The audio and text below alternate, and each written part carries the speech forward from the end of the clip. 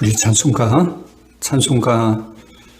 254장 찬송하겠습니다. 254장입니다.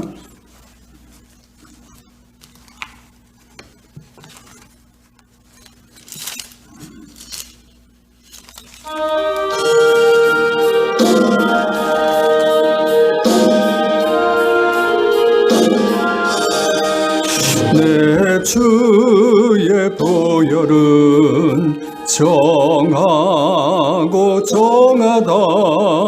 내 죄를 정케 하신 주 나로라 하신다. 내가 주께로 지금 가오니 십자가의 보혈로 날 씻어 주소서. 약하고 주에도 주께로 나가면 힘주시고 내 추함을 곧 씻어 주시네. 내가 주께로 지금 가오니 십자가의 보혈로 날 씻어 주소서. 나로라 하심은 온전한 믿음과 또 사랑함과 평안함 가주려 함이라. 내가 주께로 지금 가오니 십자가의 보혈로 날 씻어 주소서. 큰 죄인 복받아 살 길을 얻었네. 한없이 넓고 큰 은혜 베풀어 주소서. 내가 주께로 지금 가오니 십자가의 보혈로 날 씻어 주소서. 급지가 맘속에 큰 증거 됩니다. 내 기도 소리 들으사 다 허락하소서. 내가 주께로 지금 가오니 십자가의 보혈로 날 씻어 주소서.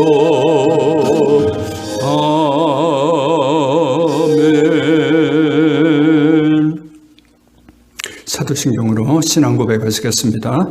전능하사 천지를 만드신 하나님 아버지를 내가 믿사오며 그의 아들 우리 주 예수 그리스도를 믿사오니 이는 성령으로 잉태하사 동정녀 마리아에게 나시고 본디오 빌라도에게 고난을 받으사 십자가에 못 박혀 죽으시고 장사한 지 사흘 만에 죽은 자 가운데서 다시 살아나시며 하늘에 오르사 전능하신 하나님 우편에 앉아 계시다가 저리로서 산자와 죽은 자를 심판하러 오시리라. 성령을 믿사오며 거룩한 공예와 성도가 서로 교통하는 것과 죄를 사하여 주시는 것과 몸이 다시 사는 것과 영원히 사는 것을 믿사옵나이다. 아멘. 찬송가 458장입니다. 458장.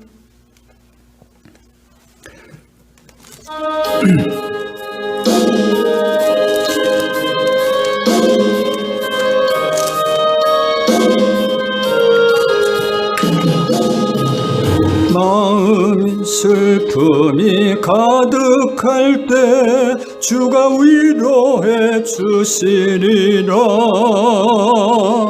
아침 해같이 빛나는 마음으로 너 십자가 지고 가라.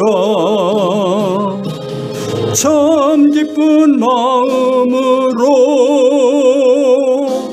십자가 지고 가라. 내가 기쁘게 십자가 지고 가면 슬픈 마음이 위로받네. 때를 따라서 주시는 은혜로서 가란 심령의 힘을 얻고 주가 언약한 말씀을 기억하며 너 십자가 지고 가라. 참 기쁜 마음으로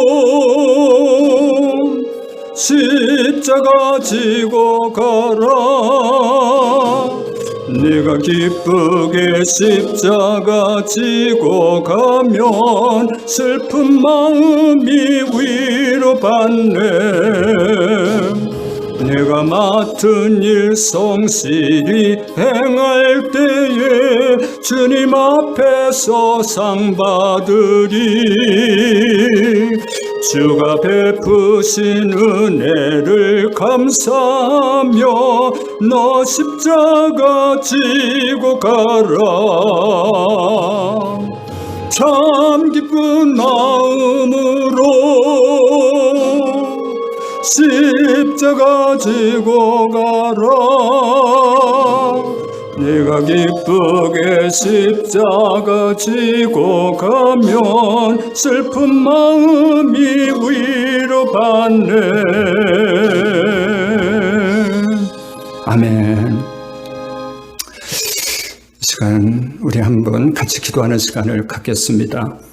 재난의 어둠의 gin터를 우리가 지나고 있는데 이럴 때일수록 내 자신을 돌아보며 회개하는 시간을 갖기를 원합니다.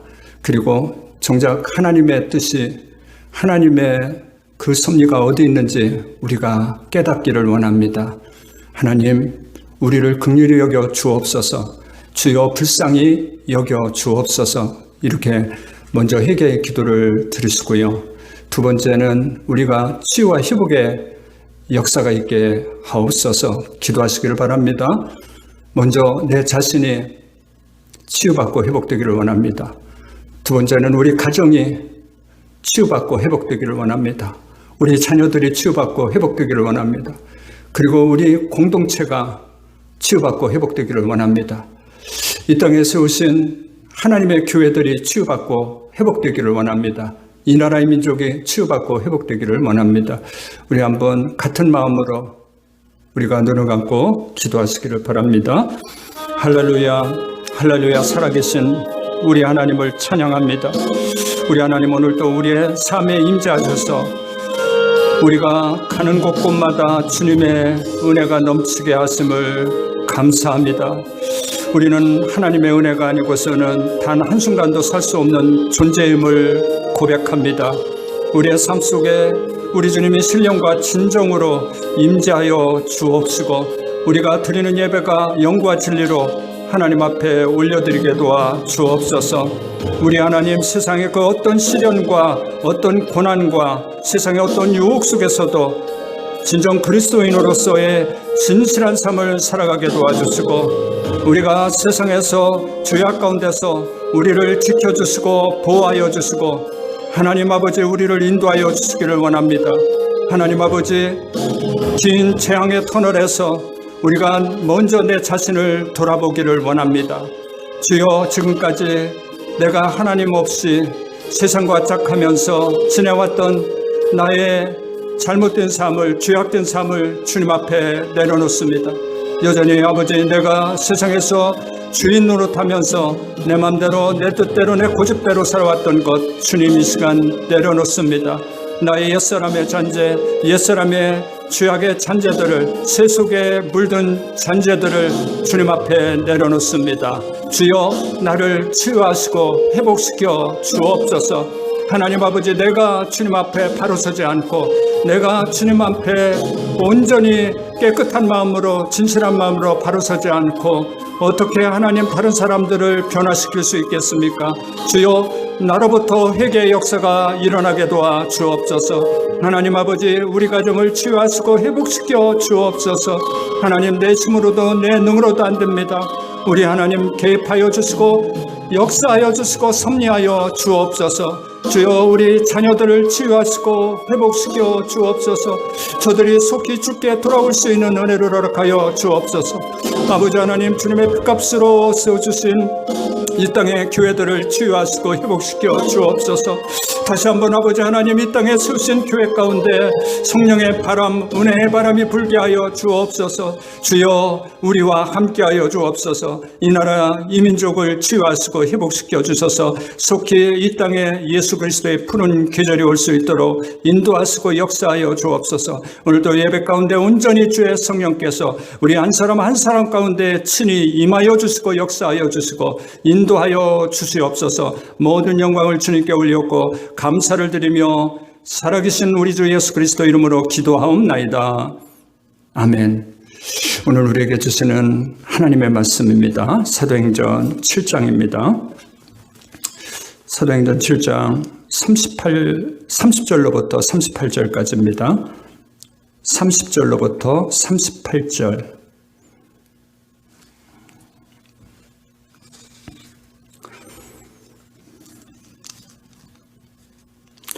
우리 한번 같이 찾으신 줄 믿고 같이 한번 봉독해 올리겠습니다. 30절.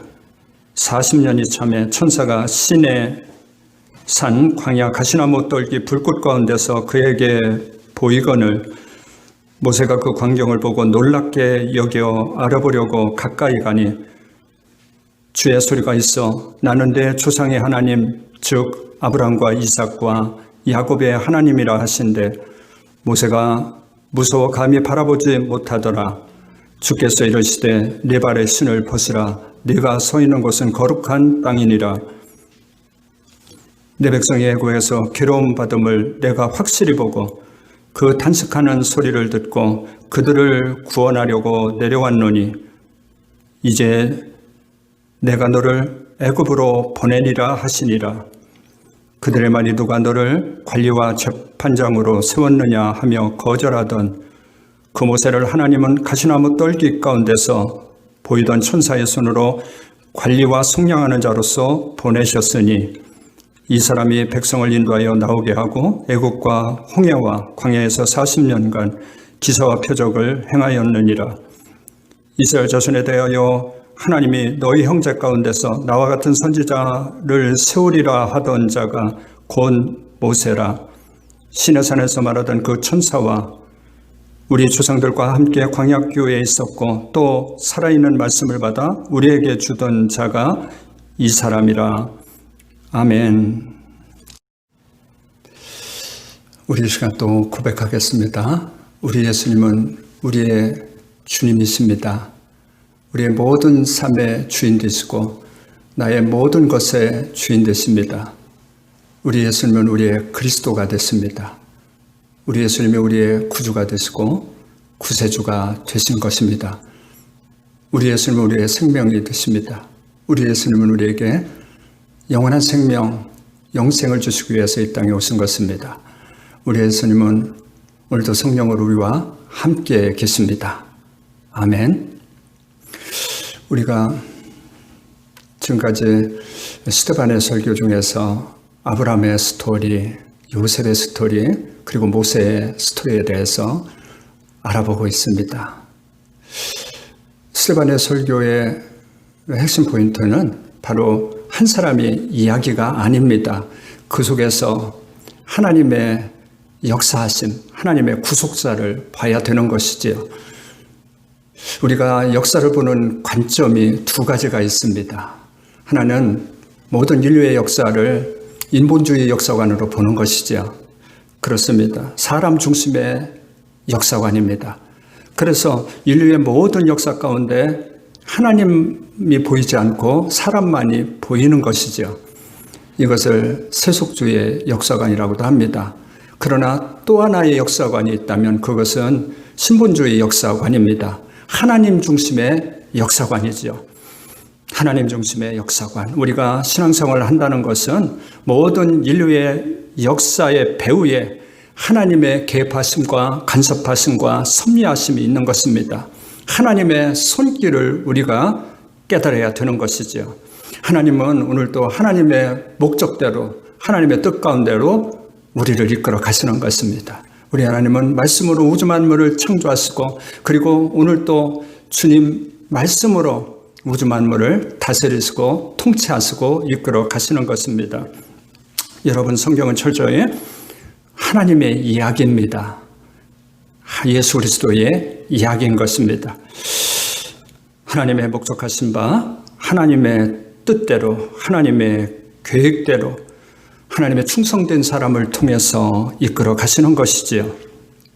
그러므로 우리가 지금까지 살펴보았던 아브라함의 스토리 이야기는 단순한 믿음의 한 사람의 이야기가 아니라 하나님이 아브라함을 선택하시고 먼저 찾아와 부르시고 그리고 아브라함에게 언약하시고 그리고 하나님이 약속하신 그대로 하나님께서 이끌어 가시는 것입니다.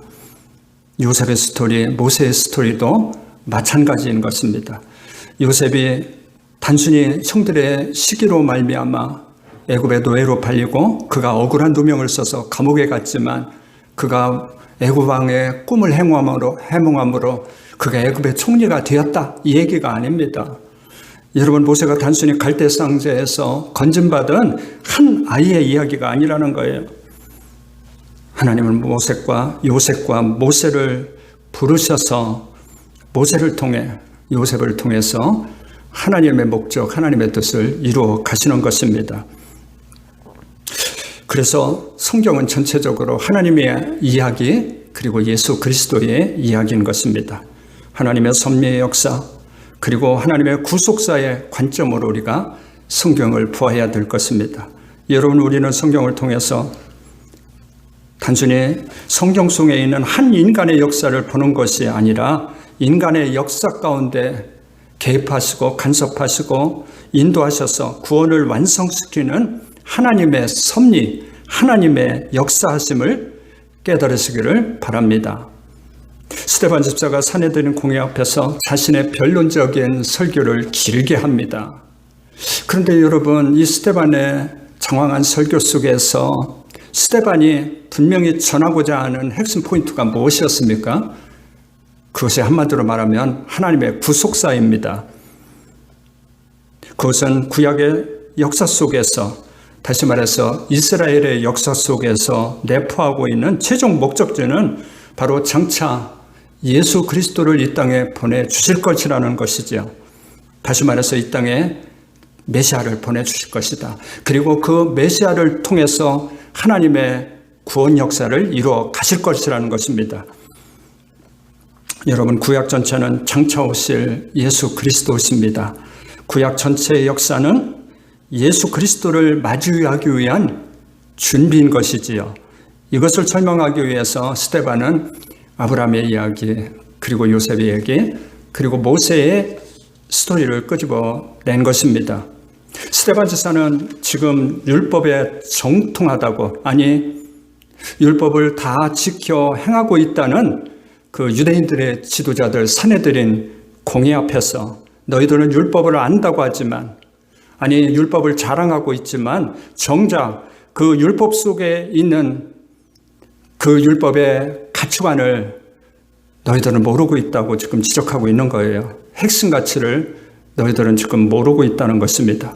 여러분, 우리가 예수 그리스도를 믿는다고 하면서 하나님의 구원 역사가 어디서부터 오는지 맹목적으로 신앙생활을 한다면 그것은 불행한 것입니다. 하나님의 구속사가 나로부터 오는 것이 아니라 하나님으로부터 온다는 사실을 꼭 기억하시기를 바랍니다. 하나님께서 먼저 찾아와 우리를 부르셨다는 사실입니다. 하나님이 먼저 찾아와 아브라함을 부르신 것입니다. 이것이 바로 하나님의 은혜였다는 것입니다. 하나님의 주권적인 섭리였다고 성경은 말하고 있습니다. 저와 여러분들은 다만 하나님의 그 약속의 말씀을 붙잡고 믿음으로 반응하는 것입니다. 끝까지 인내로서 하나님의 말씀에 순종하는 것이지요. 하나님이 나에게 주시는 그렇게 의미가, 고난을 주시는 의미가 무엇인지, 하나님께서 나에게 축복을 주시는 의미가 무엇인지를 우리가 깨달아야 되는 것입니다.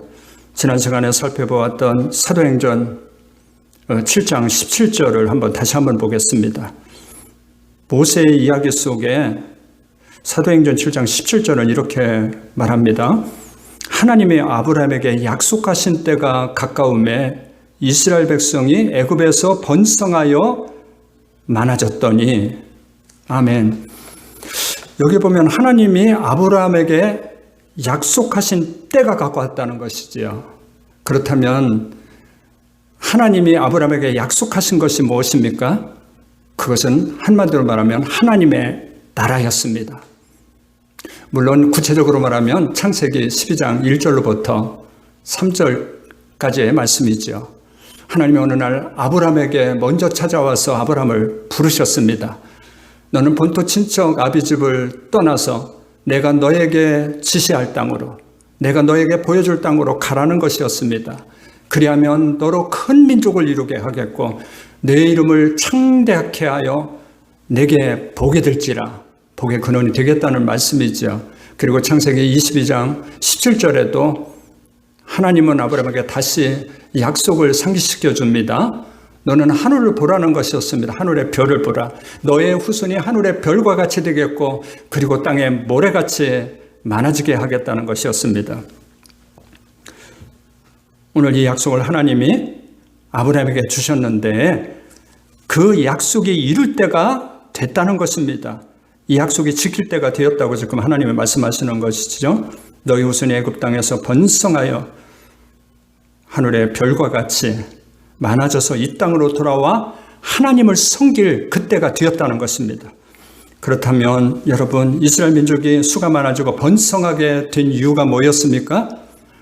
결국 하나님이 하셨다는 거예요. 하나님의 때가 되니 이스라엘이 큰 민족으로 번성했다는 것입니다. 하나님의 아브라함에게 약속하신 때가 되었고 출애굽을 할 때가 되었고 애굽에서 구원할 때가 이르렀고 광야 생활을 거쳐 약속의 땅에 드릴 때가 되었다는 것입니다. 여러분, 하나님께서 이 땅에 고난과 시련을 주시는 이유가 무엇입니까? 하나님이 지금 무엇을 준비하고 계신지 여러분들은 전혀 느끼시지 않습니까? 여러분, 지금 때가 가까이 온 것입니다. 하나님의 때가 가까이 온 것입니다. 하나님의 약속하신 때가 오고 있는 것입니다. 그러나 여러분은 두려워하지 마시기를 바랍니다. 우리 하나님은 말세에 남종과 여종에게 성령을 물붓듯이 부어주시겠다고 약속하셨습니다. 그리고 누구든지 주의 이름을 부르는 자는 구원을 주시겠다고 약속하셨습니다. 그러나 하나님을 두려워하지 않고 하나님을 믿지 않는 자들에게는 하나님의 심판이 임할 것입니다. 우리는 이 약속의 말씀이 이루어지는 것을 분명히 보게 될 것입니다. 내 말이 너희 안에 거할 때 그 하나님의 말씀이 진리가 되고 진리를 알지니 진리가 자유케 되리라. 진리를 깨닫게 될 때 진리로 우리는 자유케 될 줄을 믿습니다. 여러분, 인간의 어리석음의 극치가 무엇인지 아세요? 어리석음의 극치는 하나님이 없는 것입니다. 하나님이 없다고 말하는 자들이죠. 결국 하나님을 없다고 하는 자들, 하나님을 알지도 못하는 자들은 결국 멸망의 길로 갈 수밖에 없는 것입니다. 자, 애굽에 요셉을 알지 못하는 새 권력자가 등극합니다. 과거 400년 전에 요셉이 바로 애굽을 구원했던, 가뭄과 극심한 기근에서 애굽을 구원했던 그 공적을 모르는 왕이 등극했다는 것입니다.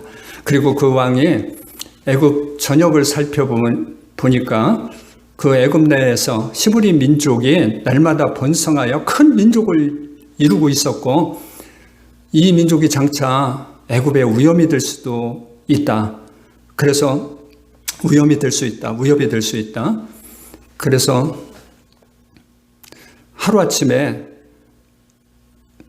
시브리 민족들을 노예로 삼은 것입니다. 시브리 민족들을 노예로 삼았지만 이 이스라엘 민족, 시브리 민족들이 좀처럼 인구가 줄지 않았어요. 그래서 더욱 혹독한 노역을 시키게 되는 것입니다. 그러나 더욱더 혹독하게 노역을 시키면 시킬수록 히브리 여인들은 건강해서 아이를 쑥쑥 잘 낳게 됩니다. 그랬더니 이번에 바로 왕이 잔혹한 명령을 내리게 되잖아요. 그래서 히브리 여인들이 아기를 낳자마자 남자아이는 나일강에 빠져 죽이라는 명령이었습니다. 그런데 이때에 모세가 태어났다는 것입니다. 모세는 죽음의 시대에 태어난 것입니다. 아마도 정상적인 아이였다면 다른 아이들과 같이 태어나자마자 나일강에 빠져 죽어야만 했다는 것이죠. 그런데 모세의 부모가 이 모세를 낳자마자 그 얼굴을 보니까 그 얼굴에 하늘의 광채가 났다는 거예요. 하나님의 성령이 그 아이를 강하게 감싸고 있는 것을 느꼈다는 것입니다. 그래서 모세의 부모가 이 아이는 살려야 되겠다 다짐한 것입니다. 그리고 석 달 동안 숨겨서 기르게 된 거예요.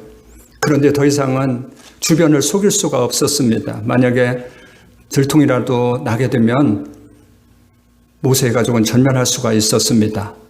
이때 모세의 부모는 하나님의 섭리를 믿었기 때문에 이 아기를 내려놓기로 결심합니다. 그래서 갈대상자를 엮어서 그 모세 아기를 갈대상자에 놓고 나일강에 띄어보냈다는 것이죠.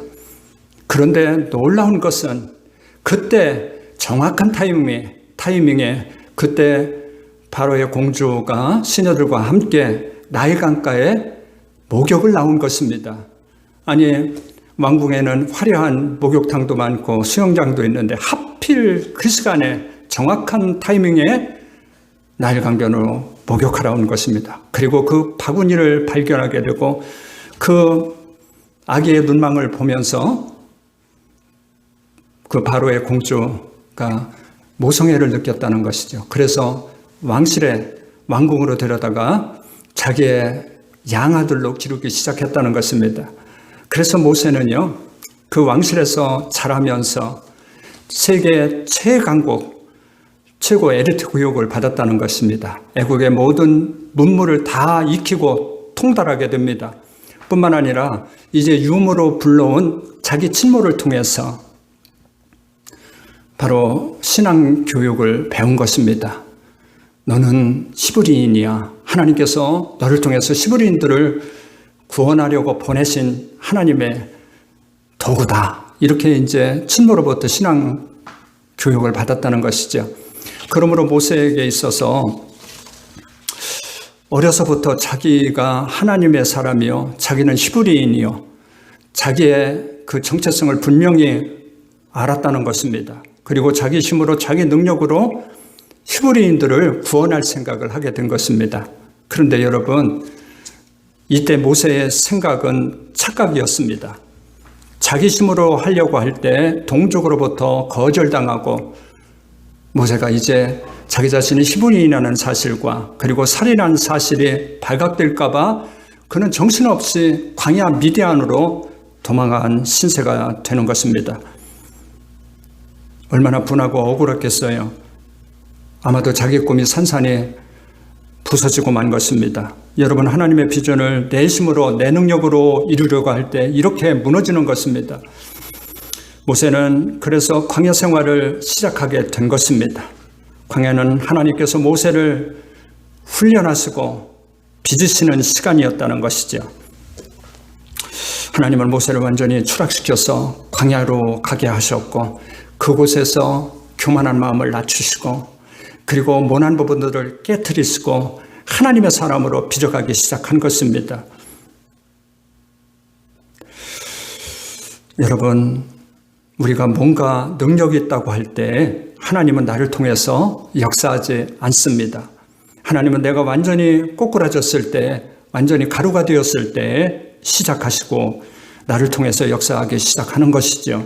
모세는 광야에서 40년 흐르면서 이제는 머리가 백발이 되었습니다. 그리고 꼬부라진 80대 노인이었습니다. 이제 자신이 아무것도 할 수 없다고 생각할 때, 완전히 끝이라고 생각할 때 하나님께서 그 모세를 호렙산 떨기나무 불꽃 가운데서 불러내셨다는 것입니다. 여러분, 불이라고 하는 것은 항상 하나님의 능력을 상징하잖아요. 그래서 하나님의 능력, 죄를 완전히 태우는 하나님의 능력, 세속에 물든 우리를 완전히 산산히 깨트리는 능력이 있습니다. 그래서 우리가 하나님의 일을 하기 위해서는 하나님의 불을 받아야 되는 것이죠. 하나님의 능력을 받아야 되는 것입니다. 오순절 마가다락방에서 12지자들이 성령의 불을 받고 그들을 통해서 하나님의 교회, 신약교회가 탄생된 것입니다. 우리 하나님은요, 내가 뭔가 할 수 있다고 할 때 하나님은 우리를 사용하지 않습니다. 사실 모세는 40살의 인생의 절정기였습니다. 얼마나 혈기가 왕성합니까? 핸섬하죠. 총명하죠. 카리스마성 리더십이 있었습니다. 그런데 그때 하나님은 모세를 부르지 않았습니다. 왜 그랬을까요? 만약에 그때 모세를 불러서 하나님이 쓰셨다면 모세는 의기양양해서 모든 것이 자기가 했다고 자기 영광만을 드러냈을 것입니다. 그런데 하나님은 그렇게 하지 않았다는 것입니다. 하나님은 모세를 광야로 몰아내셨고 40년 동안 모세가 광야 훈련을 통해서 육의 사람이 영의 사람으로 된 다음에 하나님은 부르셨다는 것입니다.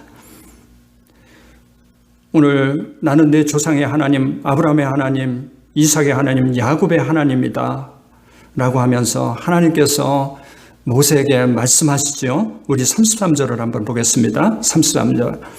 주께서 이르시되 내 발의 신을 벗으라. 내가 서 있는 곳은 거룩한 땅이니라. 하나님께서 무엇을 말씀하셨다고요? 내가 신고 있는 신발을 벗으라는 것입니다. 내가 서 있는 곳은 거룩한 땅이라고 말씀하는 거예요.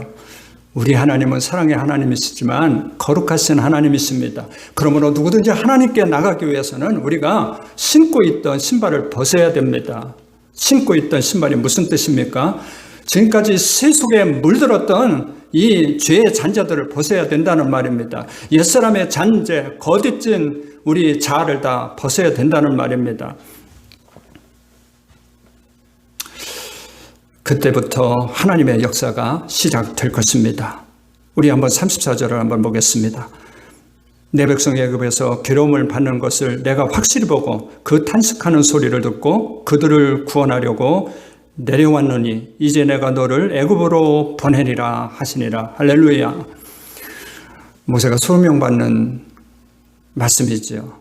하나님이 애굽에서 종살이하는 내 백성들의 고통 소리를 들으셨다는 거예요. 내 백성들의 신음소리를 하나님은 듣고 계신다는 것입니다. 탄식 소리를 듣고 하나님이 임하신 것입니다. 그리고 모세를 통해서 내 백성들을 인도하시기를 원하신 거예요. 내 백성들을 애굽에서 이끌어내라는 말씀입니다. 그런데 여러분, 이 말을 들었을 때 그 모세의 마음은 어땠을까요?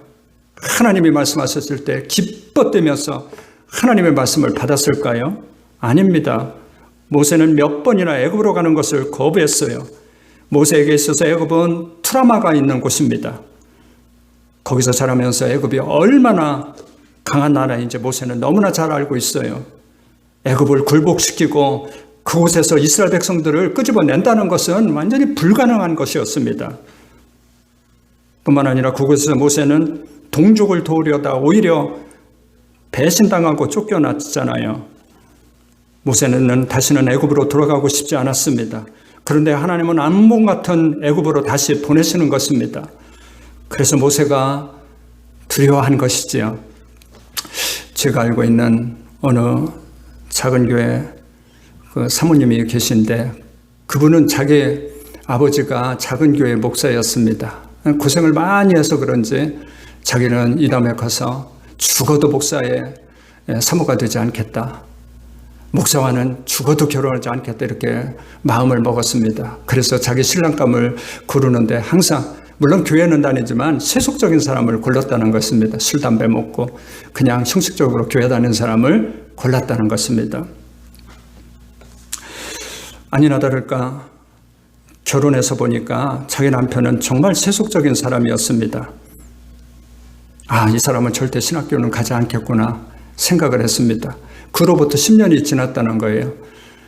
그런데 남편이 직장을 다니는데 그 직장에 갑자기 부도가 나고 시간이 많아지니까 이 남편이 점점 교회를 가까이 했습니다.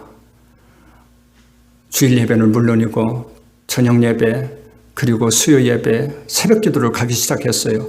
그리고 점점점 기도하는 시간이 늘었습니다. 은혜도 받고 하나님의 말씀을 종종 보고요. 아무래도 수상타 싶어서 참 그 마음을 졸이고 있었는데 아니나 다를까 어느 날 남편이 자기를 보자는 것이었으며 잠깐 할 말이 있다는 것이었습니다. 그리고 하는 말이 이제 자기가 남은 생에 이제 하나님께 드리겠다는 것이었습니다. 그 말은 신학을 하겠다는 얘기였습니다. 그때 사모님의 심정이 지금 모세의 심정이었을 것입니다. 그러면서 깨달은 것은 하나님의 부르심이라는 것이 이렇게 무서운 것이다. 요나가 니느웨로 가라는 것을 그는 가기 싫었잖아요. 다시스로 가는 배를 탔습니다. 여러분 그것으로 끝났습니까? 아닙니다. 여러분 가장 큰 두려움 뒤에 어쩌면 하나님의 위대한 계획이 있을지도 모릅니다. 모세가 하나님의 소명 앞에서 두려워하면서 여러 가지 핑계를 대잖아요. 출애굽기에 보면 모세가요. 저는 하나님 앞에 입이 뻣뻣하니 다른 사람을 보내십시오 라고 얘기합니다. 그랬더니 하나님은 형 아론을 붙여주신 거예요. 사실은 모세가 저처럼 아마 이렇게 아둔했던 것 같아요. 그런데 항상 하나님은 말씀하시고 모세가 받아서 그 받은 말씀을 아론에게 그리고 아론이 백성들에게 그 말씀을 전했습니다. 다시 하나님 앞에 모세는 저는 아무런 힘도 없고 아무런 능력이 없사오니 다른 사람을 보내달라고 계속 조릅니다.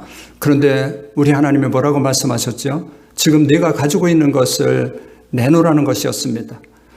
모세가 저는 지금 가지고 있는 것이 마른 막대기 지팡이 하나뿐입니다. 이것으로 양떼를 몰고 다니는 마른 막대기 지팡이 하나뿐이 없습니다. 이렇게 대답했을 때 하나님이 그 지팡이를 내밀라고 말씀합니다. 무슨 말입니까? 우리 하나님은 그 마른 지팡이라도 하나님께서 기름 부어서 능력을 주셔서 사용하실 수 있다는 것이지요. 여러분 모든 능력은 나로부터 나오는 것이 아닙니다. 바로 하나님으로부터 주어지는 것이죠. 우리가 그분을 신뢰하고 정말 그분께 나가면 그분께서 그분의 일을 위해서 그분의 필요한 능력을 주셔서 사용하실 줄 믿습니다.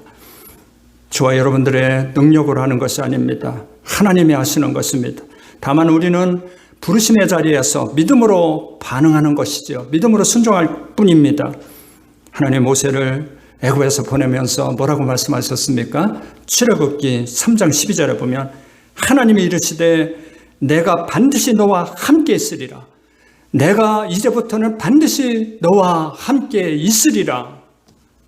이 말씀을 저와 여러분들이 가슴에 새기시기를 바랍니다. 이제 두려움의 자리로 혼자 보내지 않고 내가 함께 할 것이다. 반드시 이제부터 내가 함께 하겠다. 이전에는 너 혼자 내 힘으로 내 능력으로 했기 때문에 내가 실패했고 내가 무너졌지만 이제는 내가 함께 가겠다는 것입니다. 내가 너와 함께 하겠다는 것입니다. 그리고 전에 너를 거절했던 백성들이 이제 너를 따르게 될 것이라고 말씀합니다. 우리 35절 보겠습니다. 그들의 말이 누가 너를 관리와 재판장으로 세웠느냐 하며 거절하던 그 모세를 하나님은 가시나무 떨기 가운데 보이셨던 천사의 손으로 관리와 속량하는 자로서 보내셨으니 36절 이 사람이 백성을 인도하여 나오게 하고 애국과 홍해와 광야에서 40년간 기사와 표적을 행하였느니라. 할렐루야. 모세는 하나님의 보냄을 받아 이스라엘을 출애굽시키고 광야에서 인도하여 표적과 기사를 행한 사람이었다는 것입니다. 모세가 두려움을 넘어 하나님의 콜링, 하나님의 그 부르심에 응답했을 때 기적의 출애굽이 시작됩니다. 하나님은 모세를 이스라엘의 지도자와 속량자, 다시 말해서 구원자로 세우셨다는 것입니다.